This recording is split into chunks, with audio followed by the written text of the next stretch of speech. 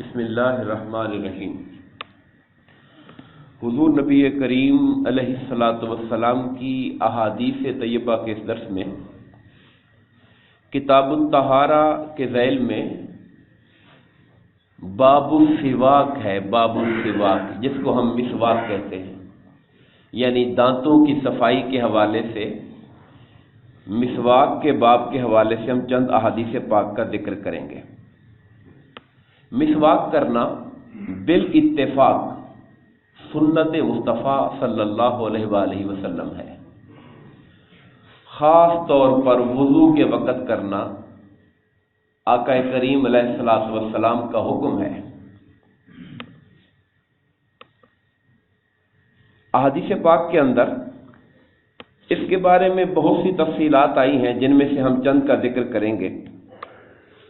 حضرت سیدنا ابو ہریرہ رضی اللہ تعالیٰ عنہ سے روایت ہے کہ رسول اللہ صلی اللہ علیہ وسلم نے ارشاد فرمایا، اگر مجھے اپنی امت کو مشقت میں ڈالنے کا اندیشہ نہ ہوتا۔ الفاظ بہت قابل توجہ ہیں۔ اگر مجھے اپنی امت کو مشقت میں، تکلیف میں ڈالنے کا اندیشہ نہ ہوتا تو میں ہر نماز کے وقت مسواک کرنے کا حکم دیتا۔ اب اس میں دو چیزیں اکٹھی پائی جا رہی ہیں، ایک امت پہ شفقت، امت کے لیے آسانی کا احساس، اور دوسرا مسواک سے محبت، یعنی مسواک کی محبت کہتی ہے کہ اس کو ہر نماز کے ساتھ واجب کرو، مگر امت کی شفقت کہتی ہے کہ واجب نہیں کرتے، لوگ تکلیف میں پڑ جائیں گے، ہر نماز کے ساتھ واجب کا درجہ نہیں دیا، اسے سنت کے درجے میں رکھا، مگر انداز بیان ایسا اختیار کیا تاکہ لوگوں کو پتہ چلے کہ سرکار کس قدر محبت کرتے ہیں مسواک کے ساتھ۔ حضرت شریح بن حانی سے روایت ہے کہ میں نے ام المومنین حضرت عائشہ صدیقہ رضی اللہ تعالیٰ عنہ سے پوچھا کہ جب حضور نبی کریم علیہ الصلوۃ والسلام گھر تشریف لاتے تھے، مسجد گئے یا کسی کام سے باہر گئے، جب آپ گھر آتے تھے تو گھر آنے کے بعد سب سے پہلا کام کیا کرتے تھے؟ ام المومنین نے جواب دیا، سب سے پہلا کام یہ کرتے تھے کہ سرکار مسواک فرمایا کرتے تھے۔ یعنی مسجد نماز پڑھنے گئے، وہاں نماز پڑھی، صحابہ کرام کے ساتھ کوئی آدھا گھنٹہ 2 گھنٹے بیٹھ گئے، کوئی اور کام کیا، جب گھر آئے تو آ کے پھر مسواک کیا سرکار نے۔ گھر میں آنے کے بعد پہلا کام مسواک کرنے کا ہوتا تھا۔ اب ہم تو بڑی مشکل سے 24 گھنٹے میں جو ایک آدھ دفعہ کر لے وہ بھی سمجھتا ہے کہ میں بڑا اچھا کام کر رہا ہوں، مگر سرکار کی عادت کریمہ یہ تھی کہ آپ گھر میں نمازوں کے ساتھ تو کر ہی رہے ہیں، 5 نمازوں کے ساتھ، مگر ویسے ہر 2-4 گھنٹے بعد جب آپ کا یاد آنا آپ نے پھر مسواک کرنا۔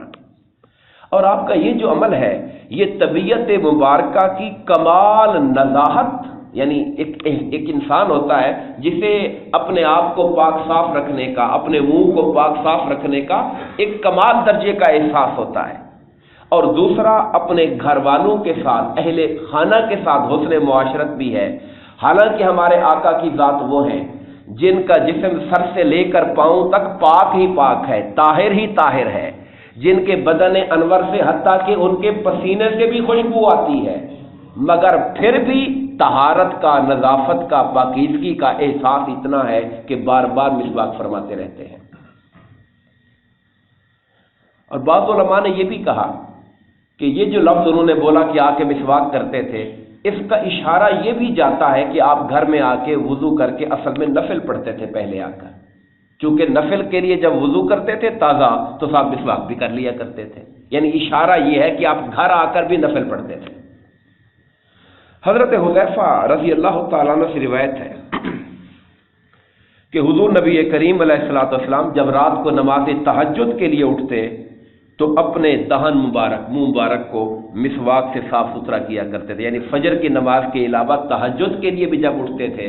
سرکار کی عادت کریمہ تھی کہ تہجد پڑھ کے پھر لیٹ جایا کرتے تھے اور پھر اٹھ کر پھر نماز کے لیے جایا کرتے تھے۔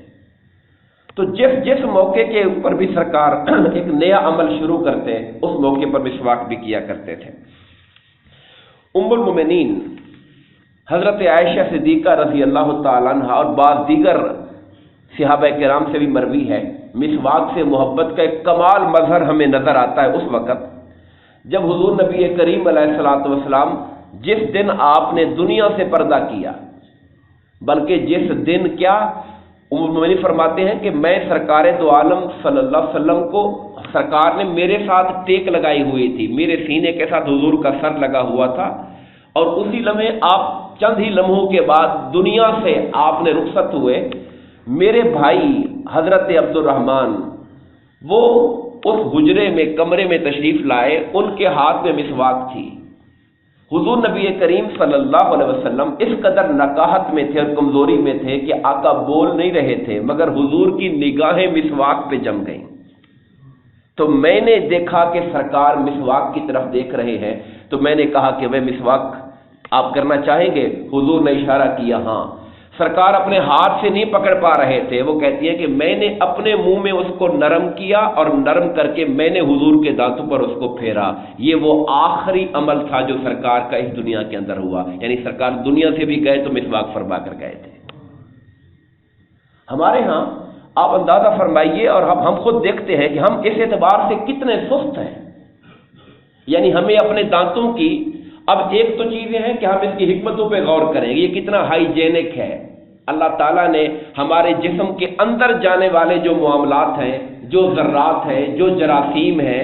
جو گرد و غبار ہے، جو پولوشن ہے، جو دھواں ہے، اس کا سب سے بڑا ذریعہ ہمارا منہ ہی ہوتا ہے، اس کے بعد ناک ہوتا ہے۔ تو یہ جو مین سورس ہے اندر، آج دنیا ساری آپ جانتے ہیں یہ کرونا اور دیگر چیزیں پریشان پھر رہی ہے، جراثیم، اس سے بچیں اس سے بچیں، تو بھائی سب سے اصل جو گیٹ تھا وہ تو ہمارا منہ ہے، اسی کے ذریعے سب کچھ اندر جاتا ہے۔ آپ میرے آقا کی سنت مطہرہ دیکھیے کہ کس قدر اس کو صاف رکھا کہ زندگی میں ہر روز میں ایک دفعہ نہیں، 5 تو نمازیں ہو گئیں، پھر تہجد ہو گئی، پھر گھر جا کے نوافل ہو گئے، لگتا ہے 8 10 دفعہ حضور سرکار دن میں ایک مرتبہ اپنے منہ کو صاف کیا کرتے تھے۔ یہ ہمارے لیے تعلیم ہے، ہمیں اس پہ غور و فکر کرنے کی ضرورت ہے۔ بعض اب آپ یہ پوچھتے ہیں کہ جی اگر یہ جو ہم ٹوتھ پیسٹ کرتے ہیں تو اس کے کرنے سے کیا وہ مسواک والا کام ادا ہو جاتا ہے یا نہیں ہو جاتا؟ اس کی 2 شکلیں ہیں۔ ایک شکل تو یہ ہے کہ ہم یہ سمجھیں کہ سنت کی 2 شکلیں ہیں۔ ایک شکل یہ ہے کہ اصل مقصود دانتوں کو صاف کرنا ہے۔ اگر اس مقصود پہ نظر رکھیں کہ جی اصل مقصد مسواک استعمال کرنے کا بھی دانتوں کو صاف کرنا ہے، تو پھر تو ٹوتھ پیسٹ سے بھی دانتوں کی صفائی کا مقصد حاصل ہو جائے گا۔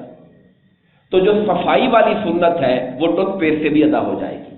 باقی رہا کہ صفائی کے آلے کے طور پر حضور نے کیا پسند کیا تھا، سرکار نے مسواک کو، اور مسواک کی پھر انتر قسمیں ہو گئیں، چونکہ درختوں کی قسمیں ہیں، یہ پیلوں کا مسواک ہے، یہ نیم کا مسواک ہے، یہ فلاں چیز کا مسواک ہے، تو سرکار نے پھر ان چیزوں میں سے صفائی کے آلے کے طور پر اس کو پسند کیا ہے۔ تو اگر کوئی حضور نبی کریم علیہ الصلوۃ والسلام کی سنت مطہرہ پر عمل کرتے ہوئے دانتوں کی صفائی کی نیت سے ٹوتھ پیسٹ استعمال کرتا ہے تو اس سنت کا ثواب اس کو مل جائے گا۔ پھر اگر وہ سرکار کی اتباع کی نیت میں کہ ہمارے آقا مسواک استعمال کرتے تھے، میں بھی وہ استعمال کرتا ہوں، تو پھر دوسرا ثواب اس کو مل جائے گا۔ تو میں اس بات کو 2 حصوں میں تقسیم کر دیا ہے کہ طہارت صفائی کی نیت سے تو ہر چیز جو استعمال کرتے ہیں اس سے ثواب حاصل ہو جائے گا اور سنت ادا ہو جائے گی، لیکن مسواک کا اپنا استعمال اس نیت سے کہ ہمارے آقا یہ استعمال کیا کرتے تھے، اس کی پیروی کرنے سے اضافی ثواب ملے گا۔ اور وہ جو مسواک ہے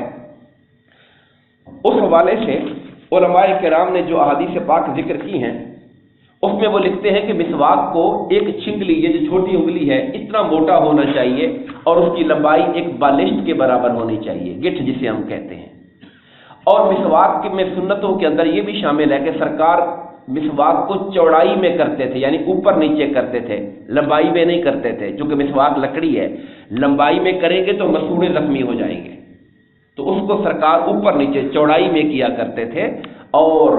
مقصد یہ ہوا کرتا تھا کہ اس سے زیادہ طہارت اور صفائی حاصل ہو۔ تو ہم لوگوں کو بھی آقا کریم علیہ الصلوۃ والسلام کی اتباع میں ہم اگر پیسٹ استعمال کرتے ہیں ایک بار اس کو استعمال کیا جائے، باقی اوقات میں کثرت کے ساتھ یوز کرنے کے لیے مسواک وہ جو لکڑی والا ہے اس کو بھی اپنی زندگی میں لانا چاہیے تاکہ سنت کریمہ کی کامل اتباع ہو سکے۔ دعا فرمائیے اللہ تعالی ہم سب کو ہمارے آقا کریم علیہ الصلوۃ والسلام سے محبت کرنے، سرکار کی اطاعت کرنے اور آقا کے ہر حکم کی تعمیل کرنے کی توفیق عطا فرمائے، آمین۔ وما علینا الا البلاغ المبین۔